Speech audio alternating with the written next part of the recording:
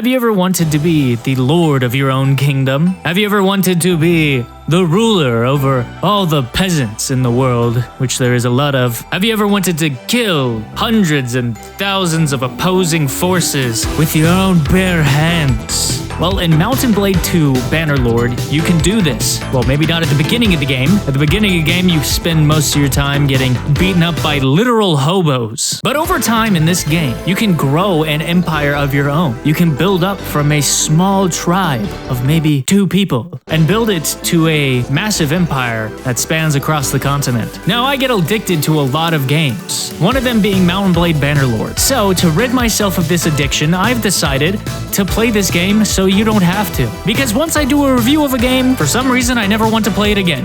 So we're going to be doing that today, everybody. I'm going to give you my synopsis and my review of the game and tell you whether or not it's good or bad. Should you spend your money on it? Is it worth your time? My name is Matters, playing the games that matter, and let's take a look at this game. So we're going to load into a new sandbox and just start the game from scratch. Okay, I've seen this cutscene like 500 times. Can we just skip it?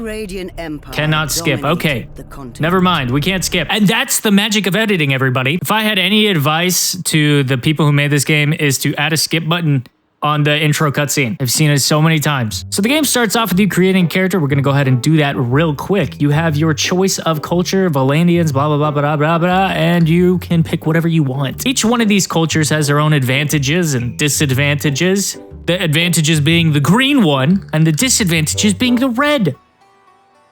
Pretty simple and straightforward. I normally like to start off as Valandians, though, just because it's a little bit easier. We're going to randomize all that. Guy looks great. That looks like Mario if he was shredded. That's fantastic. We'll go with that. And then you get to pick your family traits. Basically, how you were born and raised. And it gives you little points over here that go into your different stats. Now, there's a lot of stats in this game. You can get lost with how many stats are in this game. You got one-handed, you got bow, writing, athletics. You even got charm and steward. Makes no sense. It's not obvious what Steward does, but you will learn it. Also, there's billions of tutorials out there, so I'm not here to give any tutorials. I'm just here to show you what the game's like. So we're just gonna go with somebody that's like very strong in general. We're going with like somebody that has a lot of combat abilities because the beginning of the game is not about your social influence. The beginning of the game is mostly about combat. So this is us. We're little baby Mario. As a child, you were noted for your leadership skills and or other things. One thing that I learned that is rather important is leadership skill and tactics. Those are also very important as well. You can actually use an AI skip to engage in battles without actually having to go in by yourself and play against the NPCs. Now, for that, you would definitely need tactics. So we just gotta give him a little bit of AI capabilities. We're gonna give him that new Elon Musk brain chip, implant it in this little boy's head. Give him some tactical abilities. Now, of course, I like using sword, shield, and polearm. That's one of my favorite ones to use. But, it's not super important. It just depends on what your preference is. And this is what's interesting. What this game most reminds me of is Sid Meier's Pirates. If you have no idea what that game is, I did a review on the game. It's actually one of my most viewed videos. A lot of people like it. If you're kind of trying to understand exactly what this game is about and the culture around this game, I would definitely recommend you guys go check that out. This game kind of runs in a way where it's like, it's a simulated world with economics and everything else that you can think of. Relationships, cultures, differing opinions between the nobles. There's a lot that goes into the simulation of this game, which is, I'm going to say right now, it's why the graphics aren't that great. But that's okay. Graphics don't have to be great for you to have a good game. The graphics are all right. They're doable. They're average. That's all that's really needed. Could be a freaking 8-bit game for all I care, as long as the game's fun to play. Now back to character creation. So we can select the banner here. One of my favorite parts of the game. I do like,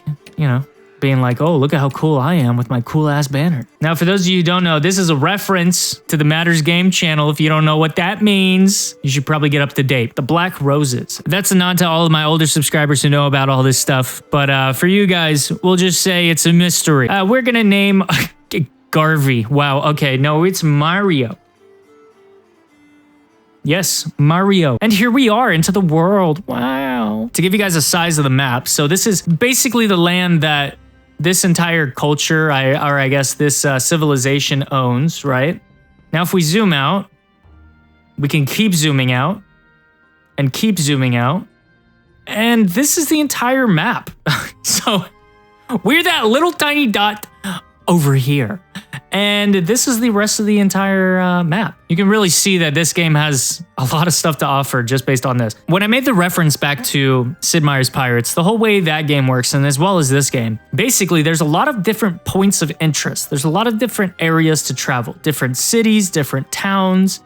And each of these cities and towns has little rest stops where you can recruit troops, you can build your army, and you can go out and take over the world. Here we are in Sargo. We're gonna go ahead and trade. We're gonna see what we have available right now, which is absolutely nothing. We have 1,000 coins to spend. We have 1,000 dinar. Dinar? Wow, food is very expensive here. Okay, so we got beer, cheese, and fruit, and it's all super expensive. Okay, well, we'll just buy a couple of things of beer. Can't recruit any troops. Okay, so they don't have any troops here.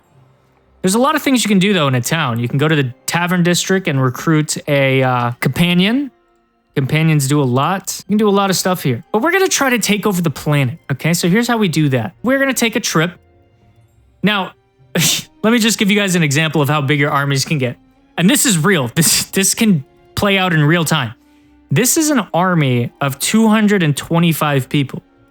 This is an army of 141 people. And we are an army of 1. Now, of course, we could go ahead and attack these guys, but why would I do that? That would be dumb, right?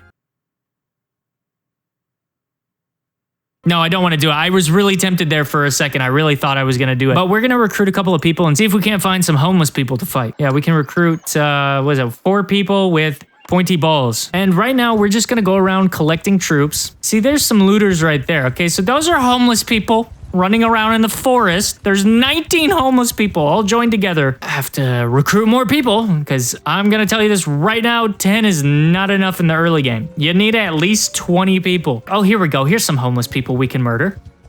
Yeah, let's go over there and fight them. Come here, you homeless people! What have we here? Looks like the mountain spirits have answered our prayers and granted us success in the hunt.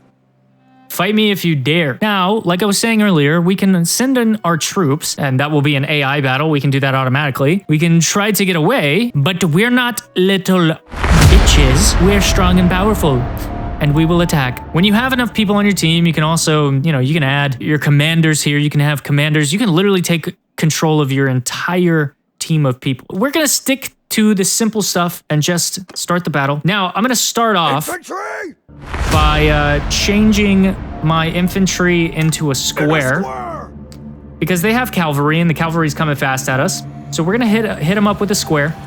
I'm going to go after the cavalry.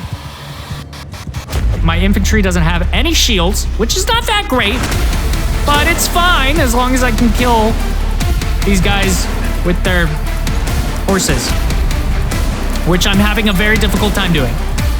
But if I have my team slowly advance, as long as I hold the square position, we should be good. Ah, fuck, Jesus. Jesus Christ. Okay, I'm gonna get this guy. No, right. Ah. I got his horse, that's fine. Oh shit, ah, Jesus. Oh God, ah.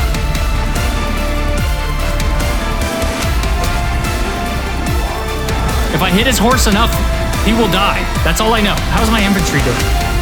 Oh, they're doing great. I think. Oh, I killed him.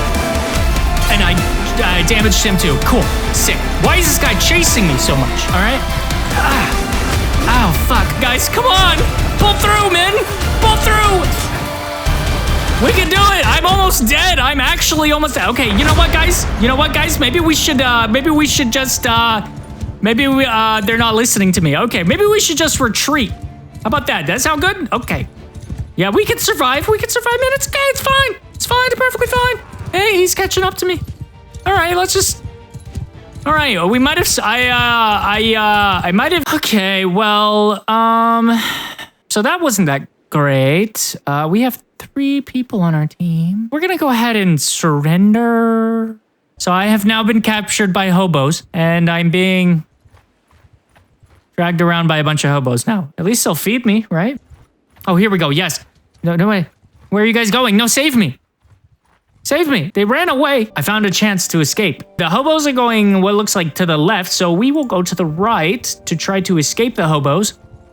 And we will head for Jaculan to try and heal up. Oh, there's a tournament. Perfect. Okay, so this would be a good chance for us to earn some money. We're going to join into a tournament. Basically, tournaments are a really good way to grow your character at the beginning of the game. You get a lot of experience. You can do some bets and make some good money. And all you have to do is fight a bunch of AIs. So we're going to be the green team, and I have a crossbow, and I just fucking failed in my crossbow shot. That is terrible.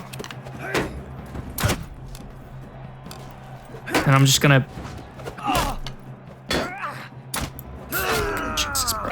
This is really bad. Woo! Don't fight me, buddy. Ha! Can I defend? Ha! Yeah, that's right. Ha! I'm fucking dead already. How am I dead already? I just spent all my money. Okay, so this is just not going good. We're just gonna leave the tournament. Well, I'm gonna be honest, guys. I think I've hit rock bottom. I have literally one other guy on my team and 25 dinar. So yeah, so that's what happens when you suck at this game. Even though I failed at basically everything in the beginning of the game, guess what? I'm still alive. I haven't technically died yet, which means there's still an opportunity to grow my character. And this is really what I think is the best about this game. Imagine Dark Souls, but in the form of a simulation. You will most likely at the beginning of the game not know what's going on. You will probably die a lot. You will be captured and taken prisoner, but as long as they don't chop your head off, you're fine. You can continue on. You can get stronger. You can grow and improve. You can build up your dinars, and you can eventually buy anything you want. You can buy literally anything here. All of these cities, all of these towns, you can manipulate the monarchs into giving you whatever you want. Marry their daughters and then take their kingdom. If you wanted to do that, you can do that. Totally. This is not baby's first RPG. This is a big boy pull up your pants RPG. And if you're a big boy and not a little goo goo gaga baby, you'll probably like this game. However, if you are a big goo goo gaga baby, well then I guess you can go cry and poop in your diapers. Alright, baby? But not me. No, I will forge a path onward. What is my review of the game? Well, I do like Bannerlord. It's a very great game. It's something that you can get super invested into. There's tons of tutorials online, so if you ever have a question about anything, you can always just look it up. There's a lot to learn. There's a lot to experience. There's ups, there's downs. It's almost like real life in that way, but a medieval one. So with all that being said, I give Mountain Blade Bannerlord a big old solid 8 out of 10. And if you know my ranking system, 8 out of 10 is actually pretty high. So we'll go ahead and leave it off there. Thank you guys for watching. If you liked the video, click the like button. Subscribe down below to help my channel grow. If you want to see any more videos of me reviewing games, that's all I do on my channel right now. So go ahead and check out the channel if you want to see some more reviews. My name is Matters, playing the games that matter, and I'll see you next time.